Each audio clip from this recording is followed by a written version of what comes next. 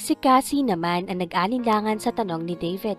Alam niyang hindi niya maaaring sabihin na ang lalaking gusto niyang maging boyfriend ay gusto pang magpayaman. Minabuti niyang tumayo rin mula sa hood ng BMW. Kinuha sa kamay ni David ang empty cup ng kape at itinapon iyon sa trash can kasabay ng pinag-inuman niya. That bought her time to think kung ano ang gusto niyang isagot sa tanong nito. Baka kasi sumabit siya pag seryosong sagot ang ibinigay niya. Kung kaya't naisipan na lang niya magpatawa. Now, Engineer Monteverde, why do you think a rich, pampered girl like me would want to complicate her life? May kailangan silang ayusin na presentation ni David para sa susunod na araw. Pero may party sa lobby dahil birthday ng Vice President for Marketing. Kaya bumaba muna siya kasama ang binata para makidalo. Nagkasundo silang bumalik sa opisina pagkatapos ng party. Nasa party ang lahat ng nagtatrabaho sa building na yon. Even Cass's dad was there, pero hindi ito nagtagal. Nasabi na niya rito na medyo late siyang uuwi dahil may kailangan pa siyang tapusing trabaho. After a couple of drinks at past 11 na, ay sinenyasan niya si David na oras na para bumalik sila sa opisina. At 1 o'clock in the morning, patapos na sila pero nakalatag pa sa sahig ang mga blueprints na ibibigay sa mga kausap nila kinabukasan. Nakaupo si David sa carpeted na sahig. Tinitingnan ng mga ito. Bago sila nag-umpisa magtrabaho, ay pareho nilang inalis ang kanilang mga sapatos at nakapaa na sila. Tumigil na si Cassie sa ginagawang pagbabasa ng mga papeles para panoorin si David. She had loved this man from the very first time, but never more so than at that moment. Sa tingin niya, he had never looked so handsome as he did then. Pinigilan niya ang impulse to reach out and touch him. Instead ay umupo rin siya sa gilid ng posisyon nito kung saan matitingnan niya ito nang hindi masyadong halata. Pero iyon ang akala niya. Cassie, stop looking at me like that. Sabi ng binata na hindi inaalis ang tingin sa pinag-aaralang plano. Caught in the act? Pinaliwala niya yon. Like what? Ang hindi niya alam noon, dahil sa bago sa kanya ang lahat ng nararamdaman niyang atraksyon kay David, hindi rin niya alam kung paano iyon itago ng tama. Tumingin sa kanya ang lalaki at may expression sa mga mata nito na hindi pa niya nakikita noon. It made her heart beat faster. Cassie, I've been trying very hard so please help me. Nalito siya sa ibig nitong sabihin. Trying very hard to what? To stop myself from kissing you. Napakurap naman si Cassie. There were 1,000 tiny butterflies in her stomach. Unang pagkakataon nitong nagpakita ng ganon. Much more. Magsabi ng nararamdamang atraksyon para sa kanya. And he was so near. Why would you want to do that? Kiss you? Inilapit ni Cassie ang mukha niya sa mukha nito. No, stop yourself. They kissed then. Hindi na niya sigurado kung sino ang unang gumalaw. Hindi niya alam kung bakit nangyari yon. It couldn't have been the alcohol. Kaunti lang naman ang kanilang nainom. Alam lang niya ay makalapat na ang labi nila. And it was her first kiss. He was kissing her as if he'd been wanting to kiss her forever. It began with a kiss, but soon, it wasn't enough. Cassie? Wika ni David bago marahan siyang inhiga sa carpeted floor. Hindi siya sumagot at buong puso siya na tumugon. Ma'am, nandito na po tayo. Nagbalik si Cassie sa kasalukuyan pagkarinig sa boses ng driver niya. Tumingin siya sa labas ng kotse. Natanaw niya ang kaibigan na siya ring lawyer niya. Naghihintay ito sa kanya sa entrance ng korte. Good morning, beautiful. Sa lubong nito, lumabas siya ng sasakyan. Hi Dominic, naandyan na ba siya? May nerbiyos sa tanong na iyon. Tumango ito. Halos magkasunod lang kayong dumating. She felt a lump in her throat. Okay. Ngayon pa lang, ay parang nanghihina na ang tuhod niya. Tiningnan ni Attorney Dominic Zaragoza ang expression sa mukha ng kaibigan bago nagsalita muli. Are you ready to do this, Cassie? No, never. Sigaw ng utak niya. Sure, sabi niya ng malakas. I'm ready. Nakatalikod si David sa pinto ng silid kung saan gaganapin ang hearing para sa annulment ng kasal nila ni Cassie. Nang naramdaman niya ang pagdating ng babae, hindi siya lumingon. He didn't trust himself to look at her. Hinintay niyang mapunta ito sa line of vision niya. She stopped in front of the seat, directly across him. Tumayo siya. Formal na bumati at iniabot ang kamay sa abogado. At kay Cassie, bago sila magkakasabay na umupo, nasa pagitan nila ang conference table at ang 5 taon ng paghihiwalay. The years had been good to her. Mas pinaganda ng maturity ang mukha nito at mas naging mahugis ang katawan niya kaysa noong huli niya itong makita.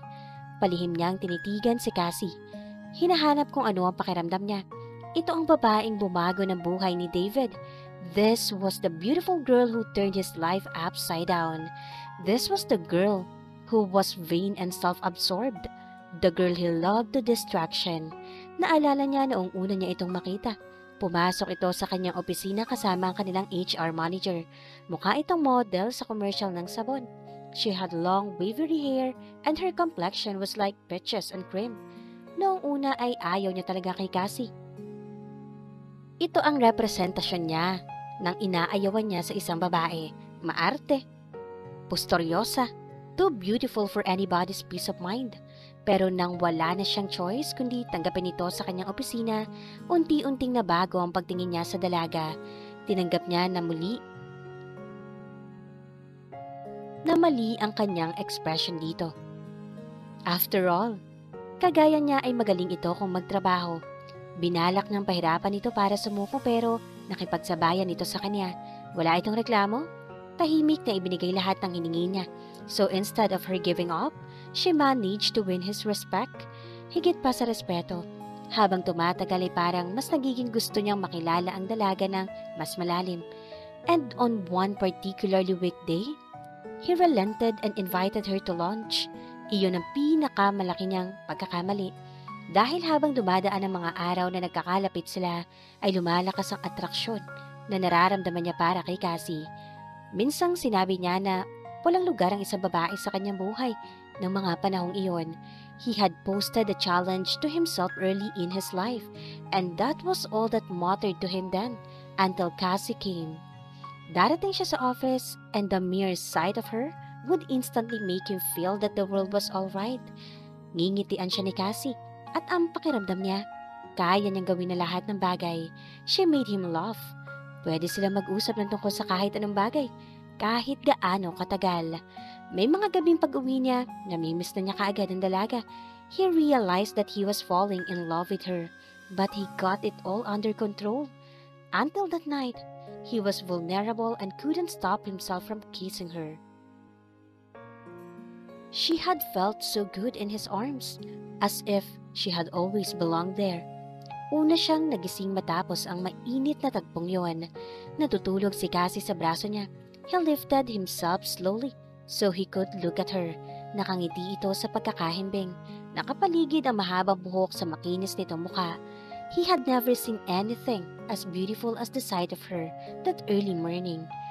At the height of her passion, she had said she loved him. At tila siya nasa alapaap nang narinig niya ang salitang yon. He slowly lowered his lips to hers and whispered, "I love you too, Cassie." Deep inside his heart, matagal nang alam iyon ni David, pero sa pagsasabi niya ng malakas na mga kataga ng pag-ibig, nagbago ang kanyang buhay. At lalo pa niya itong babaguhin para isama si Cassie sa lahat ng kanyang plano. Dahil alam niya, mula ng araw na yon, mahihirapan siyang magising sa umaga nang hindi magigisna ng babaeng hawak niya noon. Dahan-dahang nagmulat si Cassie. "David?" Tugon niya. "I hope you're not expecting anyone else." Ngumiti ito bago yumakap sa kanya. Hinigpitan niya ang pagkakayakap dito. Yes, mornings wouldn't be the same if I couldn't hold Cassie like this again. Ibig lang sabihin niyon, may mga adjustment na kailangan gawin sa malinis na original plan ng buhay niya. 6:00 na ng umaga nang muling magising si David. Bihis na si Cassie. Nakaupo ito sa sofa. Nakataas ang mga paa, yakap ang mga tuhod at nakapatong doon ang baba nito. Nakatingin ito sa labas. May pag-aalalang mababaka sa mukha nito. Bumangon siya at nagbihis. Lumapit siya rito para umupo sa likuran nito. Lumingon ito bago sumandal sa kanya. Nakita niya ang takot sa mga mata ng dalaga. "I've never done this," simpleng sabi nito. "Alam ko." Gising na by this time sina mommy at daddy. Any minute, they will realize na hindi ako umuwi kagabi. She sounded so young. Isang batang natatakot mapagalitan, pero may ibang apprehension sa boses nito. May tanong, saan ito patungo? Gusto mo ba akong ipakilala sa kanila? Humarap ng maigi sa kanya si Cassie. David, magkakilala na kayo ng daddy ko. Matalino siya pero ilang segundo ang nagdaan bago rumehistro ang sinabi nito. Kung sinasabi ni Cassie na kilala niya ang ama nito, ang ibig lang sabihin nito ay iisa lang ang bautista na nasa kumpanyang yun. Denial ang unang reaksyon niya. No, David, daddy ko si... Hindi niya ito pinatapos. Architect Lucio Bautista? My God, Cassie! Bakit di mo sinabi? Tumingin ng diretso ang babae sa kanyang mga mata. Would it have made a lot of difference? Hindi ko alam, baka. Tumahimik lang si Cassie. He realized that his answer must have hurt her. Hindi naman mababago niyo na nararamdaman ko para sa iyo pero you would have treated me differently. That is precisely the reason kung bakit hindi namin ipinagsabi na anak ako ng presidente ng kumpanya, David. Please, don't think na may deception sa ginawa ko. You could have checked with the HR department and they would have told you. Hindi yon. Hindi ko naman naisip na niloko mo ko. Medyo mas naging komplikado lang. For one, I would have to quit my job. Why would you do that? She sounded genuinely distraught. Kasi kung papayag ka sa proposal ko, wala akong intensyong magtrabaho with my father-in-law. Bakit ba kayo nagmamadali? Iyon ang unang tanong ng mommy ni Cassie sa kanya. Naghahapunan sila sa bahay ng mga Bautista kung saan hindi siya komportable sa gitna ng karangyaan. Hindi siya sanay na may dalawang katulong na nakabantay para sa lahat ng pangangailangan ng 4 na taong kumakain. Mom, protesta ng kasintahan. You married dad less than 3 months after you met him. Ibinaba ng ginang ang hawak na kubyertos. Iba yun, Cassie. Handang makipagtalo ang dalaga. Bakit naging iba? Hindi nakapagsalita ang matandang babae pero parang naririnig ni David ang kasagutan na hindi nito isinatinig. Dahil anak nito si Cassie, nobody would be good enough for her. Kumain muna tayo. Mamaya tayo mag-usap pagkatapos ng hapunan. Singit ni Mr. Bautista na mula pa kanina ay hindi nagpapakita na reaksyon. Ang totoo, nang umuwi si Cassie noong ihatid ni David ng sumunod na araw ay sinabi nitong hindi pa ito magsasalita ng ukol sa nangyari. Nang matapos ang hapunan, ay nakiusap si Mr. Bautista na maiwan muna sila ni David sa sala para makapag-usap. No way, Daddy! I should be part of this conversation? Protesta ng dalaga. He realized that Cassie was trying to protect him from her father. Cassie, please, okay lang ako. Pakiusap ni David. Okay. Bantulot na pagsang-ayon nito. Pagkaalis ng mag-ina ay humarap sa kanya si Architect Bautista. Mukhang nakikinig sa iyo ang anak ko, Engineer Monteverde. Obserba siya nito pagkaalis ng dalawang babae. David po, sir. Pagtatama ng binata. David, umaga na umuwi kahapon si Cassie. Sigurado akong hindi trabaho lang ang dahilan dahil kahapon pa rin hindi siya makatingin sa akin ng diretsyo. Magulang ako. Alam ko nangyari. Nararamdaman din niyo ng mami niya pero ayaw lang niyang maniwala. Dahil para sa kanya, Cassie will always be her little girl. I'm sorry, sir. Huwag mong sabihin yan. You are not sorry. I can see the way you look at my daughter. Inalok siya ng matanda ng sigarilyo at nang tumingin siya ay nagsindi ito ng isang stick. Cassie had always hated it when I smoke. Ngumiti lang siya. I don't have anything against you, David. Gusto ko lahat ng alam at nakita ko sa'yo. Siguro kung mas naging handa lang ako sa sitwasyon, sasabihin kong tulad mo ang pipiliin ko para sa anak ko. Sinserong saad ng kausap. Muli, hindi niya alam kung dapat siya magsalita kaya nanatili siyang tahimik. I assume that with your resignation, you wouldn't want any kind of support from us. Tumango ang binata bilang pagkumpirma. Kaya ko pong buhayin ang anak niyo kung iyon ang ipinag-aalala niyo. Aaminin ko na humanghanga ako sa iyo sa pagsasabi mo niyan. Nirerespeto ko ang prinsipyo at kakayahan mo at hindi sa minamaliit kita. Remember, you work for me. O kung tatanggapin ko ang resignation letter na ibinigay sa akin kahapon, you used to work for me. Alam ko kung magkano kinikita mo. At alam ko na sapat iyon para kanino upang mabuhay ng komportable. Pero si Cassie, my daughter, I'm afraid she grew up practically a princess. Ni wala siyang konsepto ng pera.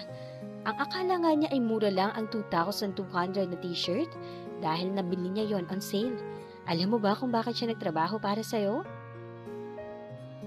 Hindi na hinintay ni Mr. Bautista ang sagot niya. Sa halip ay nagpatuloy ito. Dahil pinilit ko siya. Dahil bago yun. Nakalimang lipat na siya ng trabaho sa loob ng 1 taon. She couldn't even seem to decide what to do with her life. With all due respect, Architect Bautista, ano po ba ang gusto niyong sabihin? Yung may sasabihin itong iba pero nagbago ang isip. Wala, David. I'm just a babbling old man who loves his daughter more than anything else in the world. Too much? I'm afraid. Kung mahal ka niya, kung mahal mo siya, kung gusto niyo pareho ang gagawin niyo, hindi ko kayo pipigilan. Baka nga makakabuti ka para sa kanya. Baka ikaw ang kailangan niya para matutunan niya kung ano talaga ang kanyang gusto sa buhay. Seryoso ang pagkakasabi niyo ng matandang lalaki, pero nagbago ang expression sa mukha nito. Nandoon ang acceptance. Nakuha rin itong magbiro sa sunod nitong sinabi. At saka, inoobserbahan ko kayo kanina.